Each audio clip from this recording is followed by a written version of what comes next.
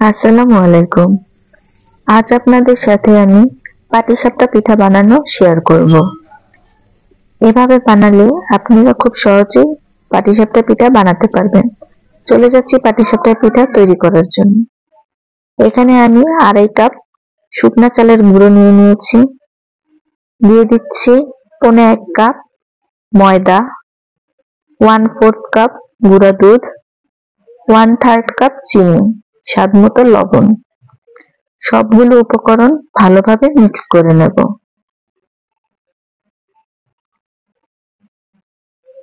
সবগুলো উপকরণ মিক্স করা হয়ে গেছে। এখন কুসুম গরম পানি দিয়ে একটু একটু করে ব্যাটার তৈরি করে নেব। একবারে পানি দেয়া যাবে না, এতে করে ব্যাটারটি ভালোভাবে তৈরি করা যাবে না। অল্প অল্প করে পানি দিয়েই ব্যাটারটি তৈরি করতে হবে।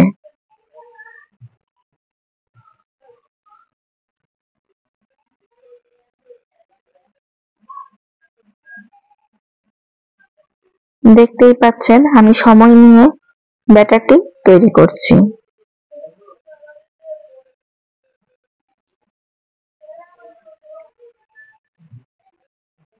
এই ব্যাটারটির ঘনত্ব এমন হতে হবে যাতে একদম পাতলাও না হয় আবার একদম ঘনও না হয়। এখানে পাতলা দেখাচ্ছি, এর কারণ হচ্ছে আমি 30 মিনিট এটি রেস্টে রেখে দেব, এতে করে আরো একটু ঘন হয়ে আসবে। এর মধ্যে আমি একটি প্যানে দিয়ে দিচ্ছি 1/3 কাপ চালের গুঁড়া। চালের গুঁড়াটিকে আমি হালকা করে ভেজে নেব।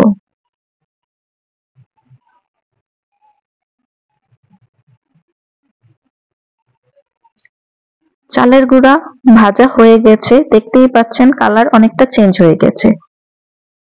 চালের গুঁড়া এখন নামিয়ে নেব। অন্য একটি প্যানে দিয়ে দিয়েছি 1 কেজি লিকুইড দুধ। এর মধ্যে দিয়ে দিচ্ছি 4টি এলাচ।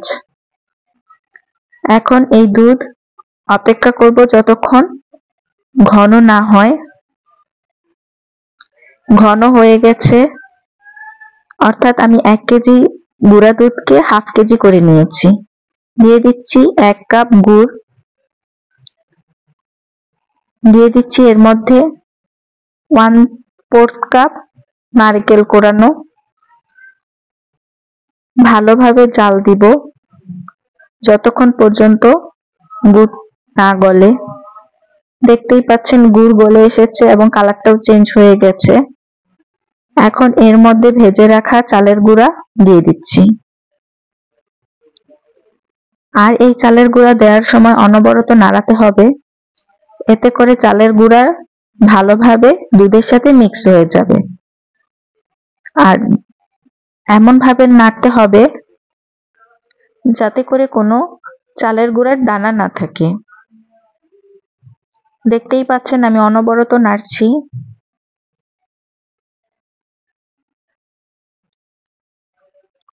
চালের গুঁড়া দুধের সাথে মেশানো হয়ে গেছে অনেকটাই।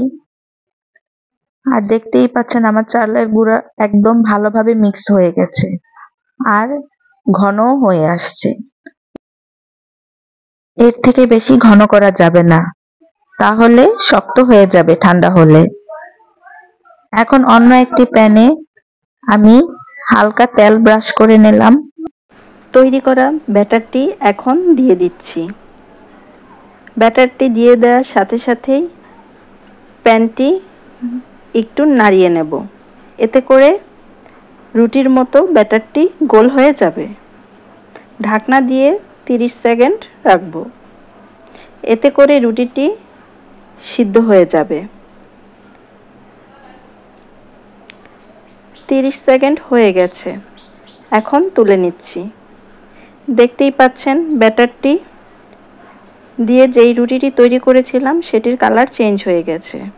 এখন তৈরি করা পুরটি দিয়ে দিচ্ছি।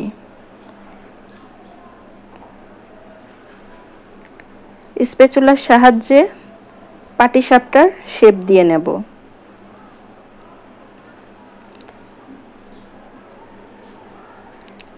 তৈরি হয়ে গেছে পাটিসাপটা পিঠাটি। এখন এপাশ ওপাশ ভালোভাবে সেঁকে নেব। দেখতেই পাচ্ছেন পাটিসাপটা পিঠাটি কত সুন্দর হয়েছে। ঠিক একই রকমভাবে আবারও সামান্য তেল ব্রাশ করে নিলাম।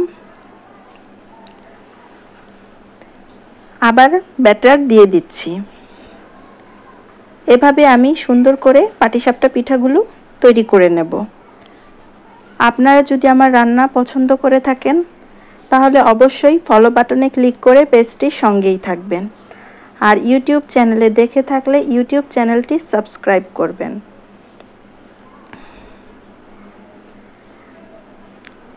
আপনারা এভাবে পাটিসাপটা পিঠা তৈরি করে দেখতে পারেন, অবশ্যই আপনাদের ভালো লাগবে। আমার পাটিসাপটা পিঠাগুলো তৈরি হয়ে গেছে।